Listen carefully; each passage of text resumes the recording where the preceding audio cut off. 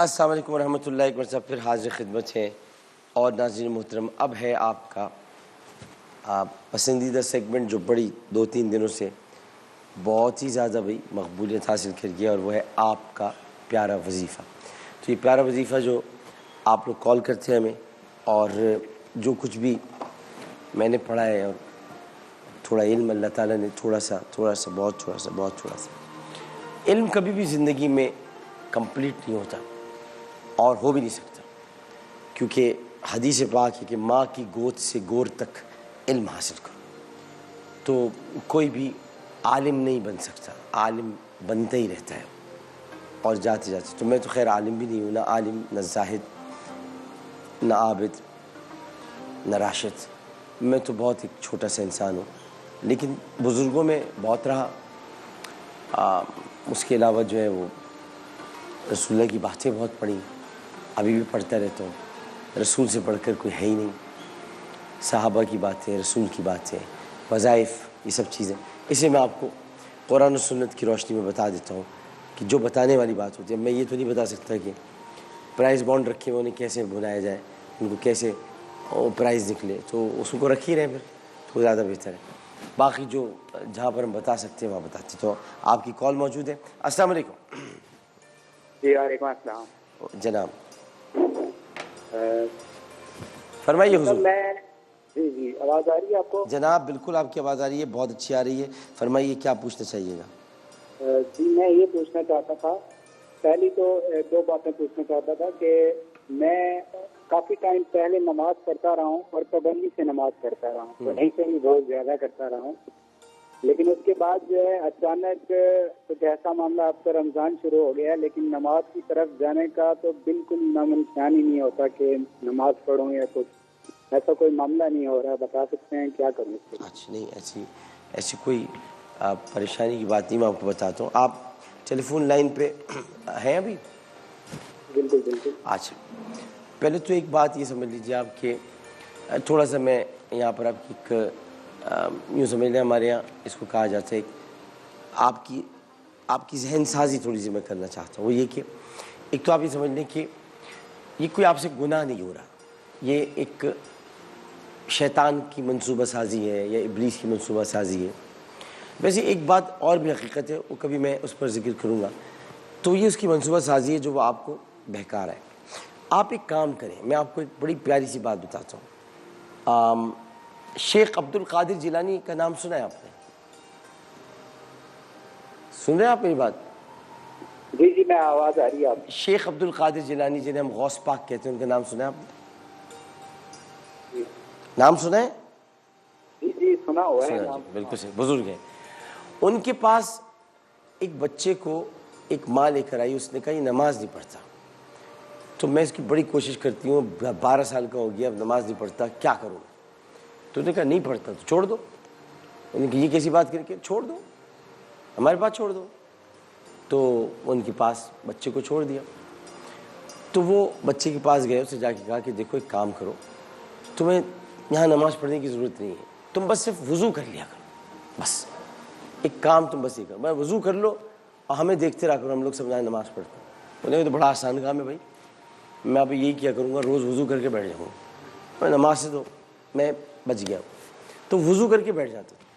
1 دن 2 دن 3 دن اس کے دل میں خیال آیا میں وضو کر لیتا ہوں، کھڑے ہو جاؤں. جب وضو کیے بیٹھا رہتا ہوں میں تو کتنی بری بات ہے، میں کھڑا ہو جاؤں. اچھا وضو ایک ایسی چیز ہے کہ اگر اس کی عادت پڑ جائے نا تو نہیں چھوٹتی. اور کچھ لوگوں کو تو ایسی عادت پڑتی ہے کہ وہ نل کھول کے بس بیٹھے رہتے ہیں، وضو کرتے رہتے ہیں. یہ عادت دوسری والی خراب ہے، مگر اس میں پانی کا اسراف ہوتا ہے. لیکن یہ کہ ان کو وضو کی عادت پڑ جاتی ہے. جب آپ کو وضو کی عادت پڑ جائے گی نا، آپ کو بھی میں مشورہ جو دے رہا ہوں پہلے تو وہ سنیے گا. وہ یہ کہ اچھا وہ بچہ پھر وضو کرتا رہا، اس کے بعد پھر وہ ایک دن وہ امامت میں ان کے آگے کھڑا ہو گیا. انہوں نے پیچھے مڑ کے مسکرا کے اسے دیکھا، اچھا آ گیا ہے. اس کے بعد سے وہ ایسا نمازی ہوا کہ وہ اتنا بڑا ولی بنا کہ آپ سوچ بھی نہیں سکتے ان کی صحبت میں رہ کے. تو میں اب آپ کو یہ بتاؤں کہ آپ نے ایک تو کام یہ کرنا ہے کہ آپ بالکل بھی ابھی اس کو چھوڑ دیجئے کہ آپ نماز نہیں پڑھ رہے ہیں یا پڑھیں، آپ وضو کرنا شروع کر دیں. اگر مجھے اپنا بھائی سمجھتے ہیں اور محبت کرتے ہیں تو میری ایک نصیحت بس یہ ہے کہ آپ وضو کرنا شروع کر دیں. وضو آپ کو نماز کی طرف کھینچے گا. شیطان ایکچولی آپ کو وضو سے روکتا ہے, نماز سے نہیں روکتا, کیونکہ وہ کام یہ کرتا ہے کہ وضو اس کو رکوا دو. اب کون اٹھے, کون جائے, نل کھولے, پھر دھوئے, پانی چہرے پہ ڈالے, ہاتھ میں ڈالے, پاؤں دھوئے, کون کرے, تو انسان سستی میں آ جاتا ہے. تو ایک تو آپ وضو کرنا شروع کر دیں پابندی سے, بھلے آپ ابھی نماز نہ پڑھیں, پہلے وضو کرنا شروع کر دیں. دوسرا جو اس کا وظیفہ ہے وہ ہے یا حکمو. کیا ہے؟ یا حکمو. سن رہے ہیں آپ؟ یا حکمو, یا حکمو آپ پڑھنا شروع کر دیں. آواز نہیں آ رہی ان کی مجھے؟ اچھا ٹھیک ہے. یا حکمو, یا حکمو آپ پڑھیں, اور یا حکمو آپ 100 مرتبہ پڑھیں.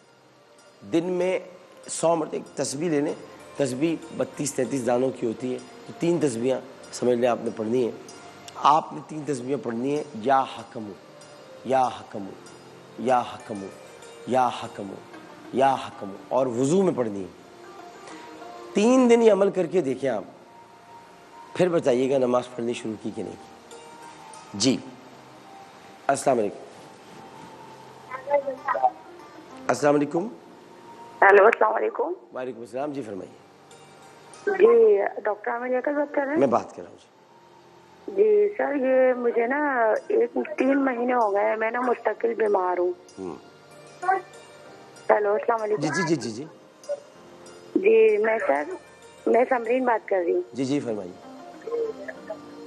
آپ بتائیے. آپ اصل میں ٹیلی ویژن, اب جتنے لوگ مجھے کال کر رہے ہیں ان سے میں پہلے سے کہہ رہا ہوں اپنے ٹی وی کو بند کر کے مجھ سے بات کریں, آواز بند کر کے. جی 4 مہینے ہو گئے تقریباً, میں 4 مہینے سے نا بہت بیمار ہوں.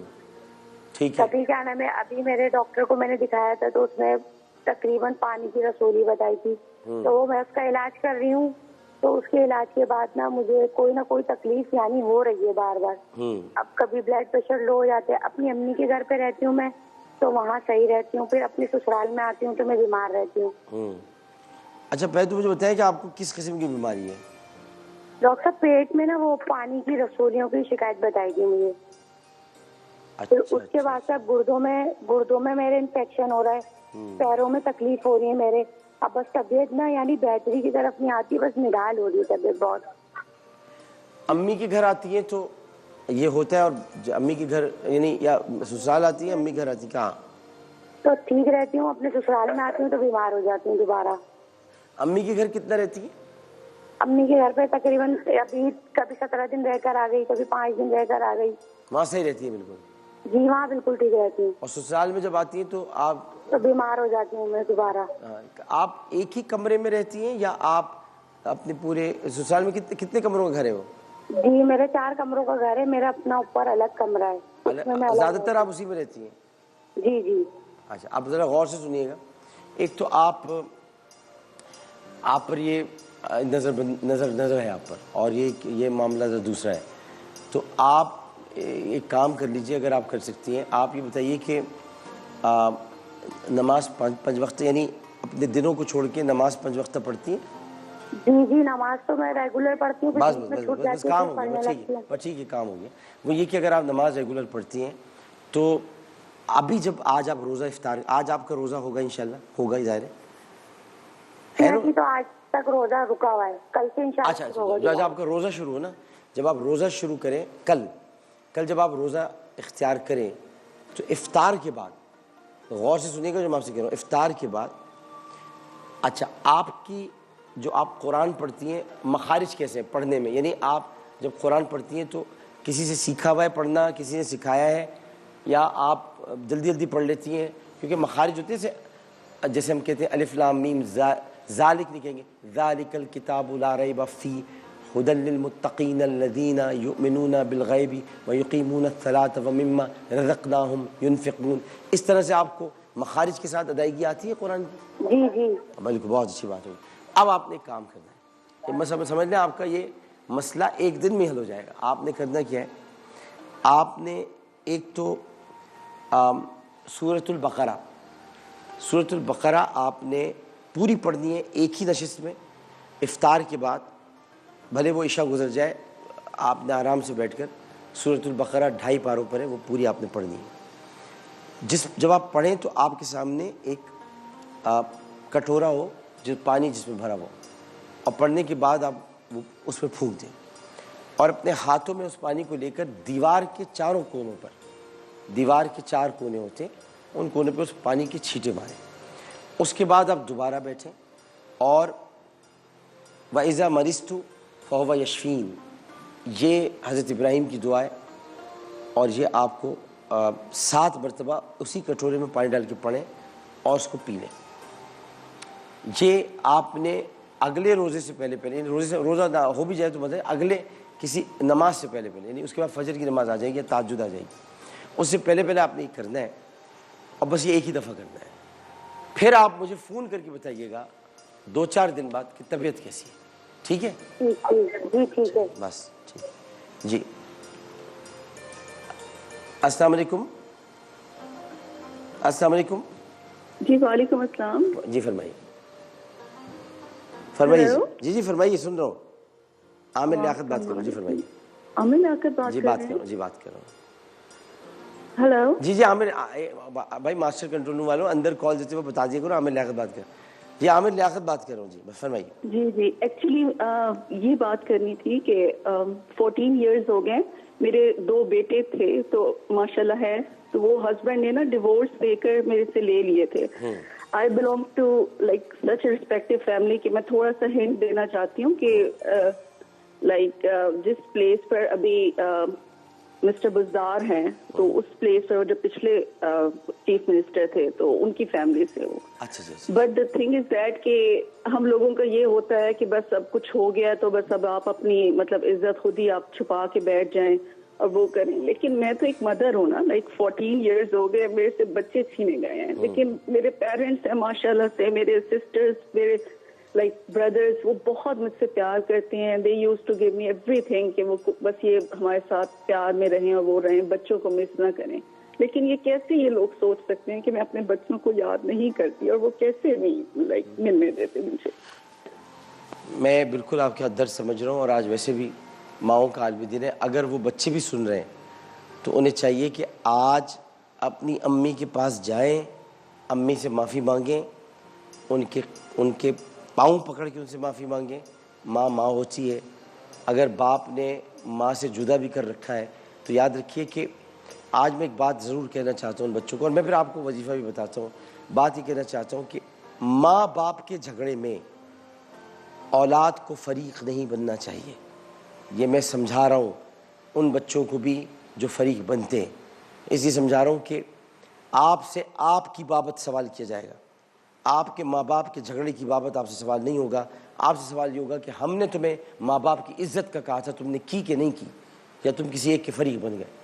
اور اگر بلوغت کے بعد آپ یہ کر رہے ہو تو پھر یہ سمجھ لو کہ اللہ کا عذاب آپ کی طرف ہے، کیونکہ اللہ تعالیٰ نے ماں باپ کہا ہے، ماں نہیں کہا خالی، نہ باپ کا خالی، ماں باپ والدین دونوں کو مخاطب قرآن میں کیا گیا ہے، یعنی دونوں کی عزت ہے۔ باپ کی اتنی عزت ہے کہ آپ سوچ نہیں سکتے، ماں کا اتنا مقام ہے کہ آپ تصور نہیں کر سکتے، دونوں کے مقامات۔ لہٰذا اگر ماں باپ میں کوئی جھگڑا ہے تو ماں باپ کا جھگڑا ہے، وہ ماں باپ کے درمیان ہے۔ اولاد کو فریق نہیں بننا، اولاد کو باپ کے لیے بھی اتنی پیار رکھنا ہے جتنا ماں کے لیے رکھنا ہے۔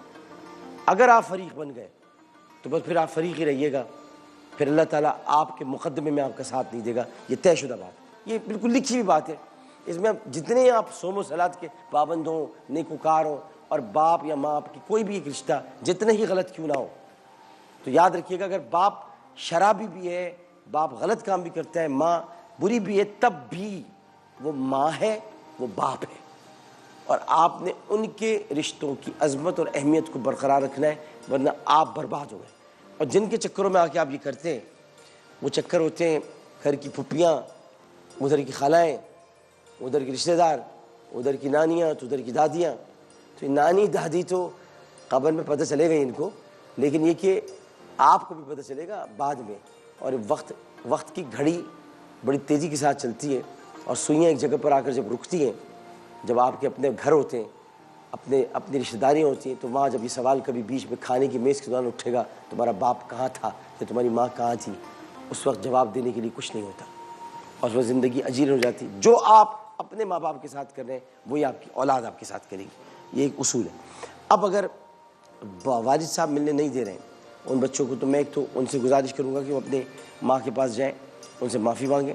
یہ سب بدتمیزی ہے, بد تہذیبی ہے, اللہ کو پسند نہیں ہے. اور اگر آپ نے, میں ان خاتون سے کہہ رہا ہوں کہ وہ 14 دن تک ایک کام کر لیں, اور وہ یہ کہ اس میں آپ کو ضرورت ہے کہ آپ ذرا ان دنوں میں آپ نماز پڑھ رہی ہوں, اور اس میں اگر نماز کی پابند نہیں ہے تو پہلے تو نماز کی پابندی کر لیں. اور آپ نے ہر نماز کے بعد 5 نمازیں ہوتی ہیں آپ کی, جو فرض کی میں بات کر رہا ہوں, باقی تہجد بھی ہوتی ہے, شراق بھی ہوتی ہے, اور ہماری کئی نمازیں ہیں جو لوگ پڑھتے ہیں, چاشت کی نماز بھی لوگ پڑھتے ہیں پڑھنے والے.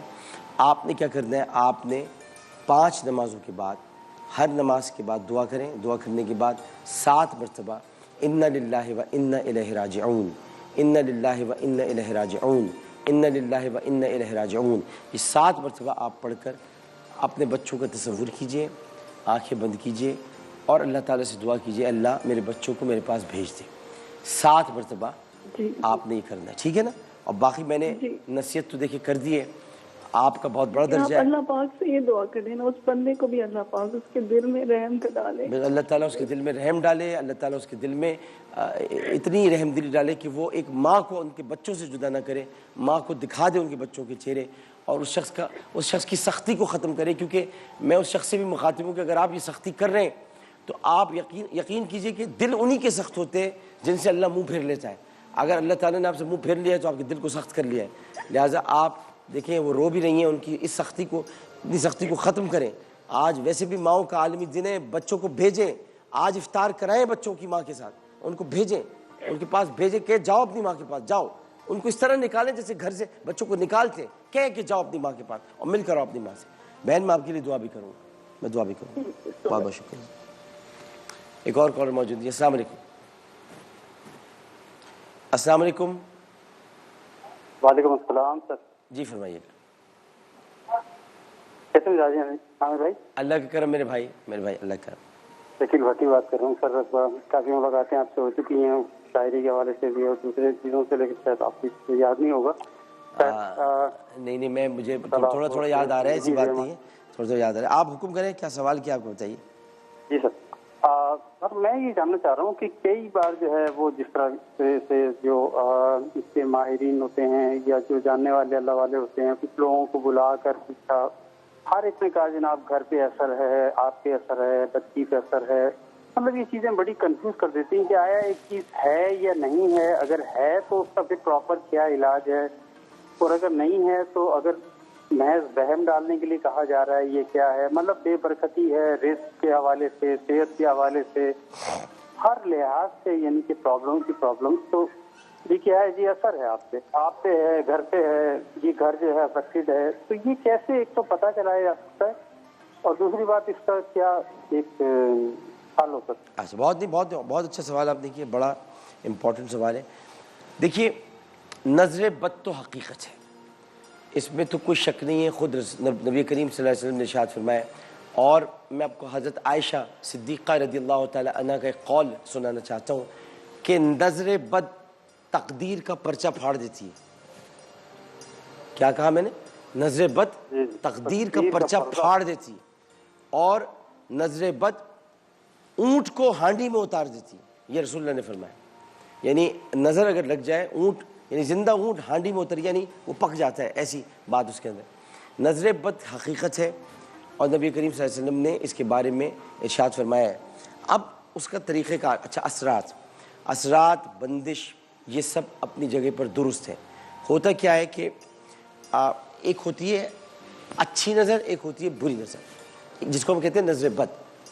جب اچھی نظر ہوتی ہے تو بھی وہ بری ہوتی ہے اگر اس کے ساتھ ماشاءاللہ یا اس کے ساتھ جو ہے وہ آپ رشک کی آمیزش اس کے اندر نہ ڈالیں, خوش نہ ہوں. ایک ہوتی ہے کہ آپ دیکھے جا رہے ہیں. آپ کو پتہ ہے دیکھنے کے بھی کیا اثرات ہوتے ہیں. ایکچولی آنکھوں سے روشنی نہیں نکلتی, آنکھوں تک روشنی آتی ہے. ریفلیکشن جب آنکھ پہ پڑتی ہے تو آپ دیکھ پاتے ہیں. تو جب آپ جس چیز کو دیکھتے ہیں, اگر آپ مسلسل کو دیکھتے رہیں تو وہ ریفلیکشن کہاں سے آ رہا ہے؟ ریفلیکشن اصل میں اس چیز کو دیکھ کر آپ کی آنکھ تک آ رہا ہے, اور پھر آپ کی آنکھ کے اثرات اس تک دوبارہ پہنچ رہے ہیں. تو اگر آپ کے اندر برائی ہے, خباثت ہے, نفرت ہے, تو پھر وہ ریفلیکشن وہاں پہنچتے وہ چیز ٹوٹ جاتی ہے, خراب ہو جاتی ہے. یہ سائنس ہے, فزکس ہے. یہ میں بالکل, آپ کانویکس لینس اور کانکیو لینس جنہوں نے پڑھا ہے وہ سمجھ سکتے ہیں کہ میں کیا بات کر رہا ہوں. اسی طرح سے نظر بد کی ایک حقیقت ہے.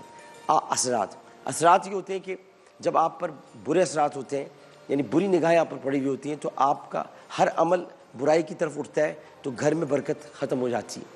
اور اسی طرح سے جو رشتہ دار کچھ لوگ ہوتے ہیں آپ کی ترقی سے, آپ کی کامرانی سے جلتے ہیں, جادو ٹونے پر چلے جاتے ہیں, اور جادو ٹونے پر بہت ساری چیزیں ایسی کرتے ہیں آپ کے ساتھ کہ آپ کا کاروبار بند ہو جائے, آپ پر بندش ہو جائے, بہت سارے کام ہوتے ہیں. لیکن ان سب کا حل نبی کریم صلی اللہ علیہ وسلم نے بتا دیا ہے, اور جو انہوں نے بتایا ہے وہ آخری حل ہوتا ہے. باقی یہ ہے کہ کچھ عملیات ایسے ہوتے ہیں کہ جو جب بہت ہی کوئی گھٹیا اور گندہ قسم کا عمل کر دیتا ہے تو پھر اس کے لیے عاملوں سے رجوع کیا جاتا ہے.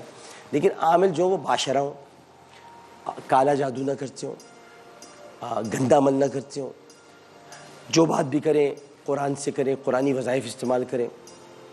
ہمارے نانا کہا کرتے تھے کسی زمانے میں, ہمارے نانا بہت بڑے بزرگ تھے اور سردار جی صاحب, تو وہ علاج بھی کرتے تھے لوگوں کا روحانی. تو ہمارے نانا کہا کرتے تھے, ہماری امی بتاتی ہیں کہ اگر کسی پر جادو ہو تو انہوں نے پوچھا جی قرآن سے اس کا علاج بتائیں, تو کالا جادو, تو انہوں نے کہا جی سونے کے تیر سے میں سور کا شکار نہیں کرتا. تو وہ کہتے جی میں آپ کو اس کا میں بتا نہیں سکتا, میں قرآن سے کالے جادو نہیں توڑتا, نہ مجھے پتہ ہے. اور کالے جادو کا صرف اور صرف یہی ہے کہ اللہ تعالیٰ سے دعا کی جائے, میرے پاس کوئی اس کی توڑ نہیں, نہ میں جادوگر ہوں. اب بہت ساری چیزیں ہوتی ہیں جن کے لیے کچھ وظائف مقرر ہیں, بزرگوں سے پتہ چلے, بڑی بڑی ہستیاں بتا کی. حضرت بختیار کاکی بہت وظائف بتایا کرتے تھے. اسی طرح حضرت جنید بغدادی, ان کے پاس رش لگا رہتا تھا, وظائف بتاتے تھے. اب جو آپ بتا رہے ہیں, پہلے تو آپ قرآن و سنت کی روشنی میں سن لیں کہ نبی کریم صلی اللہ علیہ وسلم کا کیا ارشاد پاک. نبی کریم فرماتے ہیں کہ رات کو آپ معمول بنا لیں سونے سے پہلے ایک دفعہ آیت الکرسی اور 3 قل شریف. ان کو ایسے رسول اللہ فرماتے تھے, میں جیسے ابھی ہاتھ کر رہا ہوں, یہ میرا ہاتھ ہے, میں اس کو کر کے آپ کو بتا رہا ہوں کہ نبی کریم صلی اللہ علیہ وسلم اپنے دست مبارک کو ایسے کرتے تھے, یہ جگہ اتنی خالی ہوتی تھی اور آپ پڑھتے تھے. یہ آپ کو کسی بھی حدیث کی کتاب میں طریقہ مل جائے گا, اور آپ پڑھتے تھے. اور اس کے بعد آپ 3 قل پڑھنے کے بعد, آیت الکرسی پڑھنے کے بعد, پہلے پڑھ لیں آخر میں پڑھ لیں, آیت الکرسی کو فرق نہیں پڑتا, لیکن 3 قل ضرور پڑھ دیں. 3 قل کون سے؟ قل یا ایھا الکافرون, قل اعوذ برب الفلق اور قل اعوذ برب الناس. یہ تینوں آپ نے پڑھنے. پڑھنے کے بعد ایسے پھونکا ہاتھ, اور پھر سر سے لے کر یہ ٹخنوں تک, پاؤں نہیں, قرآن کو کبھی پاؤں تک نہیں لے جاتے پڑھنے کے بعد, ٹخنوں تک. اس کو کرنے کے بعد آپ نے اس کو کیا, اور اس کے بعد آپ لیٹ گئے, اور آیت الکرسی اس کے ساتھ. اور لیٹتے وقت جب آپ آنکھیں بند کریں تو آخری کام کرتے ہیں آپ نے, اور کام وہ یہ کہ آپ نے سورہ اخلاص پڑھ لینی ہے. قل هو اللہ احد اللہ الصمد لم یلد ولم یولد ولم یکن لہ کفوا احد. یہ آپ پڑھ کر سو جائیں. جتنا آپ پر جادو ہوا ہے اور اثرات ہوئے ہیں وہ کٹیں گے, لیکن ذرا وقت لگے گا, روز کا معمول بنانا پڑے گا, کیونکہ یہ بڑے سخت قسم کے ہوتے ہیں, ان کو تو ایک دفعہ میں نہیں ہوتا, یہ آپ کو عمل مستقل کرنا ہے. اب رہ گئی بات یہ کہ جو لوگوں کے پاس جاتے ہیں ہر چیز میں نظر, ہر چیز میں نہیں ہوتی. یہ دھندا ہے, یہ ایک دھندا ہے. آپ مجھ سے کبھی ملے آ کر, کبھی مجھ سے ملاقات ہو, میں آپ کو بہت ساری چیزیں بتا سکتا ہوں, اللہ نے بڑا کرم فرمایا, لیکن یہ دھندا ہے. جو لوگ کہتے ہیں ہر چیز میں اثر ہوا ہوا ہے, ہر چیز میں, ان کا یہ دھندا ہے, ان کا یہ کام ہے, ان کی یہ ملازمت ہے جو وہ اپنے موکلوں کے لیے کر رہے ہیں. تو ذرا خیال کریں, ہر چیز پہ نظر نہیں ہوتی, ہر چیز پہ اثر نہیں ہوتا. اگر کوئی یہ عمل مسلسل کر رہا ہے تو اسے تو ڈرنا ہی نہیں چاہیے, وہ تو ہر چیز سے پاک. اور ایک بات یاد رکھیے کہ ہر جادو کا توڑ, ہر بری نظر سے بچنا, اس کے لیے سورہ قلم کی آخری 2 آیات سورہ قلم کی اور سورہ بقرہ کی آخری 2 آیات. اگر اس کے بعد بھی کوئی کہتا ہے مجھ پر جادو ہے اور اثر ہے تو وہ جھوٹ بولتا ہے. اسی کہ یہ 2 آیات یہ سب چیزوں کو اکھاڑ کر پھینک دیتی ہیں, بڑے بڑے جادوؤں کو پھینک دیتی ہیں اٹھا کر. سورہ قلم کی آخری 2 آیات, سورہ بقرہ کی آخری 2 آیات. وقفہ لیتے ہیں, وقفے بعد حاضر ہوتے ہیں. السلام علیکم ورحمۃ اللہ.